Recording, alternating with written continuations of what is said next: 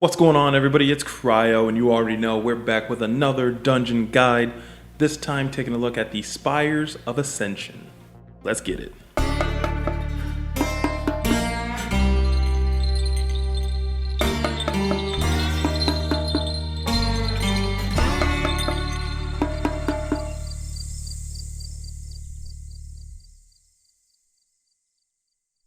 On your way to the first boss, you will encounter Forsworn Vanguard.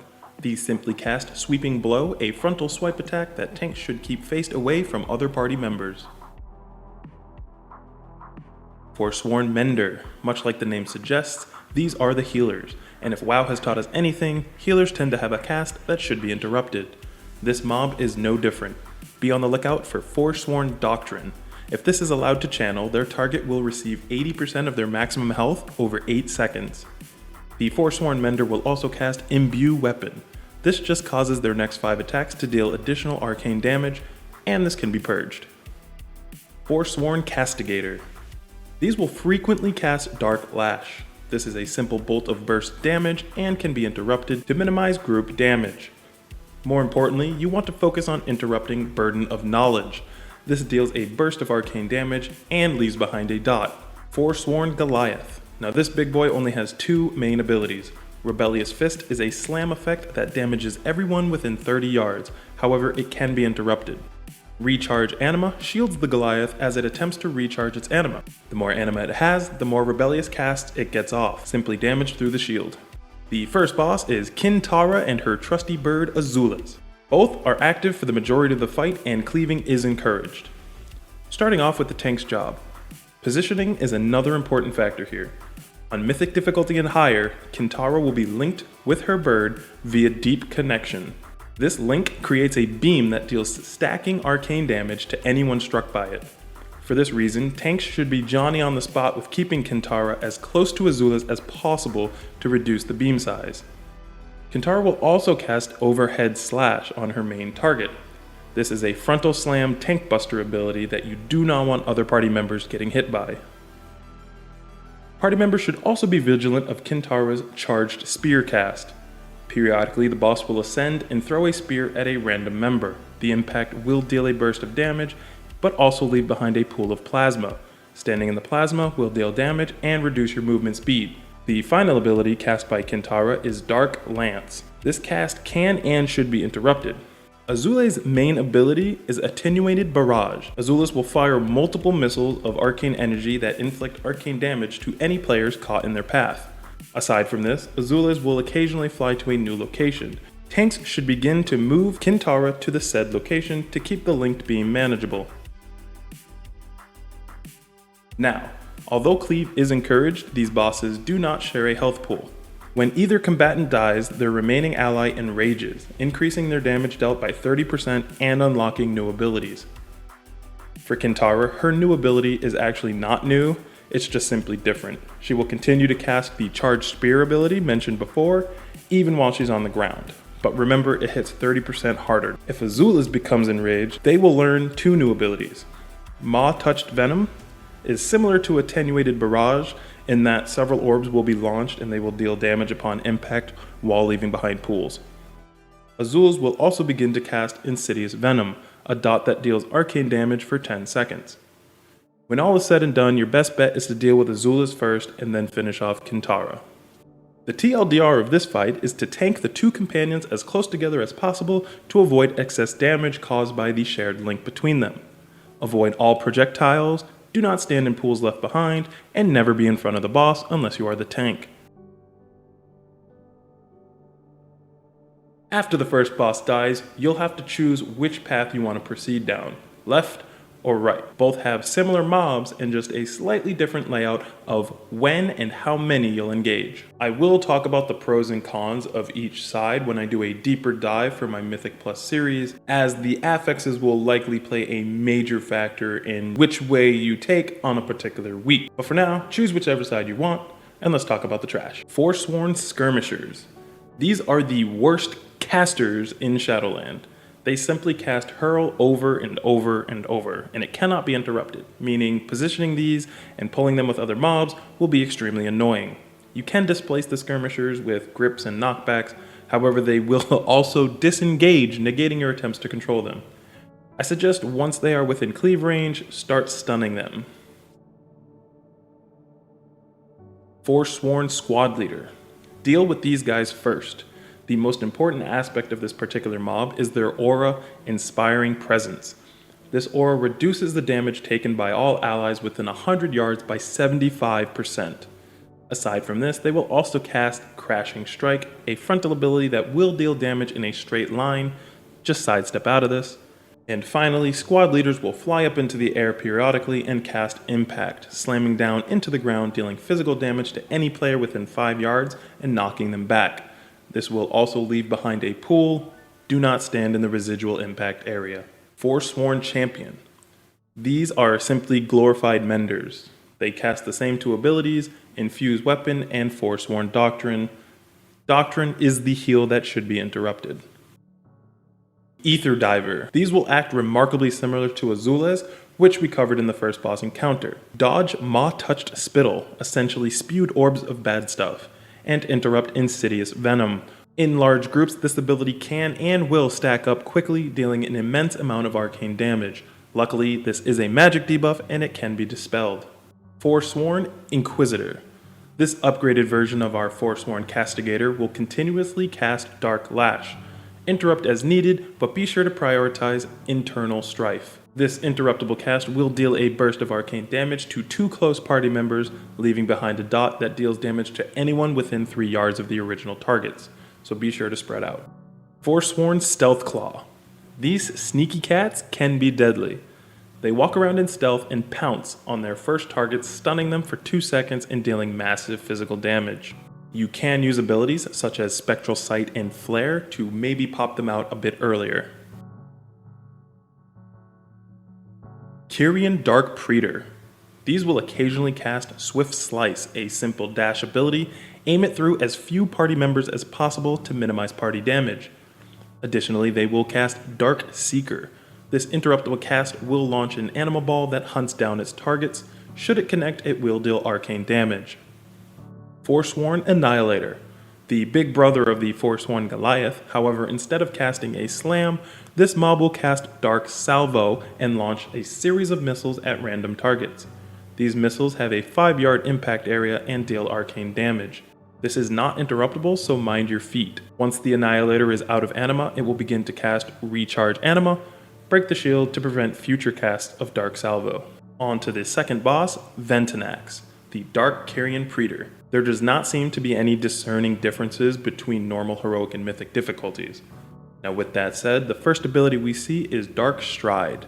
Moving with incredible speed, Ventunax appears behind a player, dealing a burst of physical damage and leaving behind a dot that deals damage every second for 20 seconds. Additionally, Ventunax leaves a shadow world behind. These shadow whirls will emit dark bolts. These deal shadow damage and knock players up into the air if struck. They seem to always emit in a counterclockwise rotation, so you can predict and position accordingly. Ventunax will also cast Blinding Flash. Sidestep out of this if you do not wish to be blinded by the light. The final ability of Ventunax is Recharge. Upon reaching 0 energy, the boss will remain stationary and begin to restore 5% energy every 0.5 seconds for 10 seconds. Additionally, all shadow worlds erupt for the duration in all directions. This is why it's best to keep the shadow world positions relatively close. The TLDR for this fight is avoid standing in front of the boss's blinding flash and dodge black circles.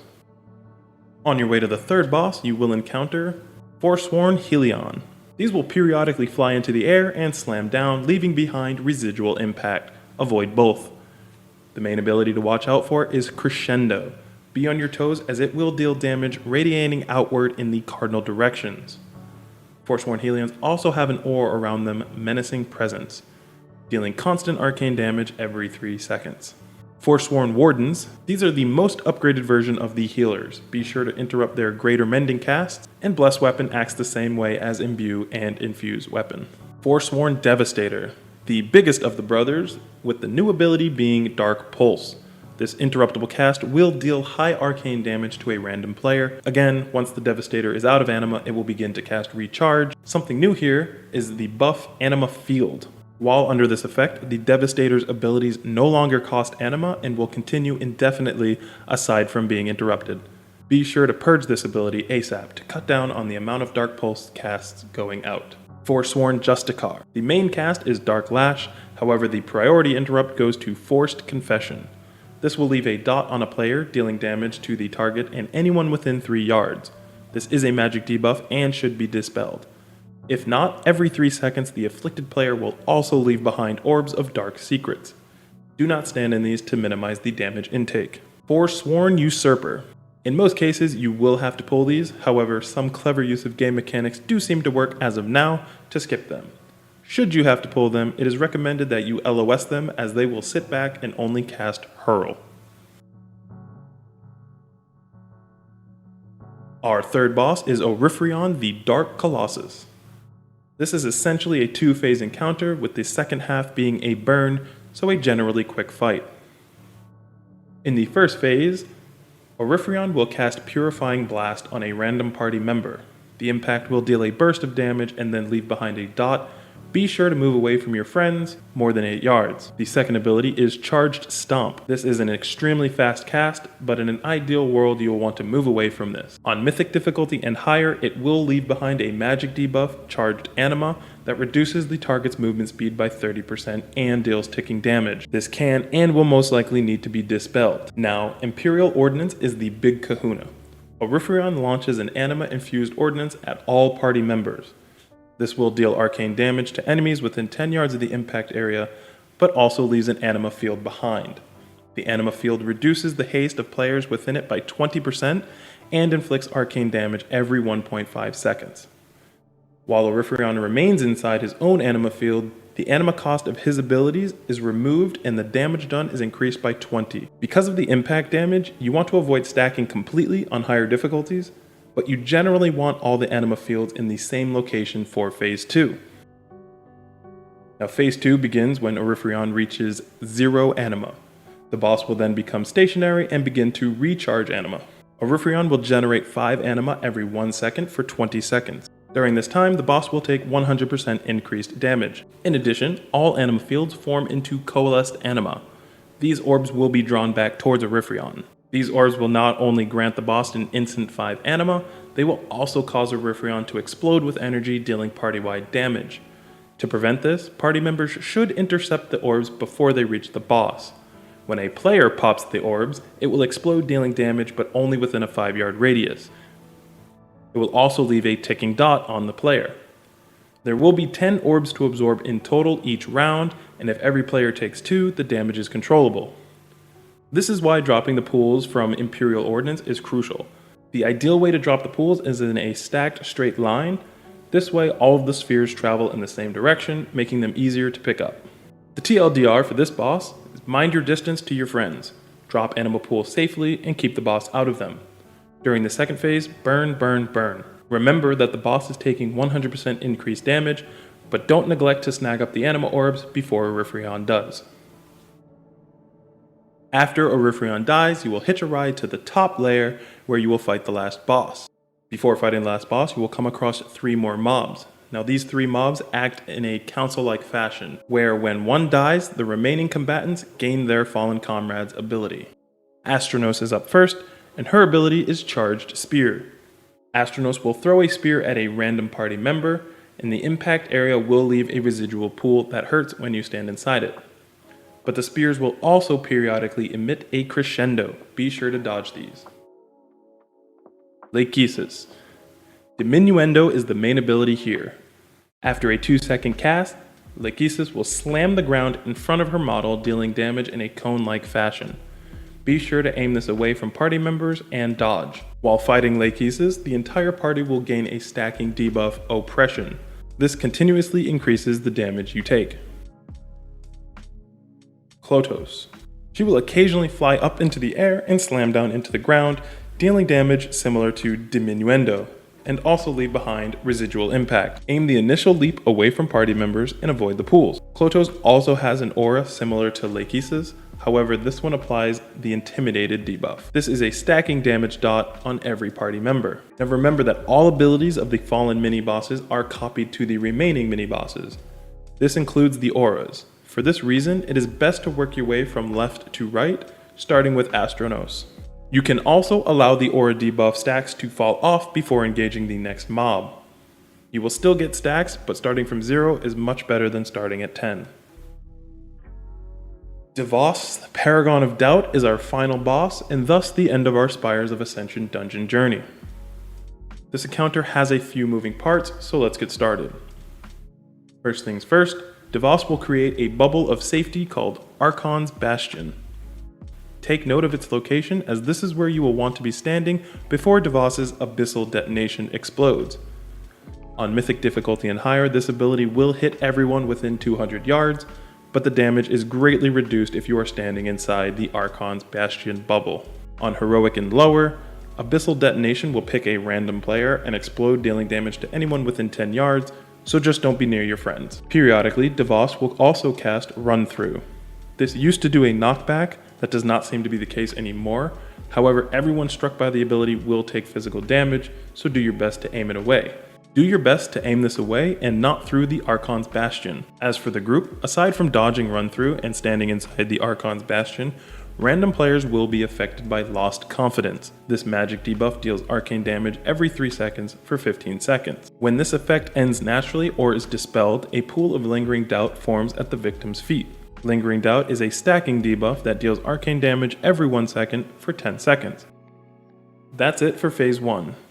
Phase 2 begins when Devos activates the Anima Conduit in the center of the room, and this will deal a burst of arcane damage to all players. After activating the conduit, Devos will fly away and become unattackable. During this time, players will have to gather 5 raw anima fragments, depicted by blue spheres, and return them to the center conduit. To pick up an orb, one must simply run over it, and same goes for dropping it off. Just be close enough to the conduit and it will be absorbed. While trying to gather the orbs, players will battle Slipstream and Backdrafts. On top of that, Lingering Doubt pools will also be moving back and forth. Be sure to dodge these as much as possible to avoid getting outrageous and unhealable stacks. This sort of acts like your time limit to completing Phase 2. Once the party has gathered all 5 fragments of raw anima, the conduit will unlock the Archon's Spear. One person will need to click the spear, starting a channel to pick it up. Once it is picked up, players can throw the spear at Devos, inflicting 10% of her total health on a successful hit, and forcing her to return to the ground once more, starting Phase 1 over. Rinse and repeat as needed. Just a quick PSA, Devos does move back and forth, so be sure she is stopped before throwing the spear, or she can dodge it. If this happens, you must wait for 5 more fragments of raw anima to spawn and start over, greatly increasing your chances of dying due to the unhealable amount of Lingering Doubt stacks your party will have. The TLDR for this fight is stand inside Archon's bubble of safety before Abyssal Detonation explodes. Drop your Lingering Doubt pools in a safe location and avoid getting too many stacks. During Phase 2, resist the wind, be quick with gathering the fragments, dodge the Lingering Doubt pools to help out your healers, and make sure your aim is spot on when throwing the spear at Devos.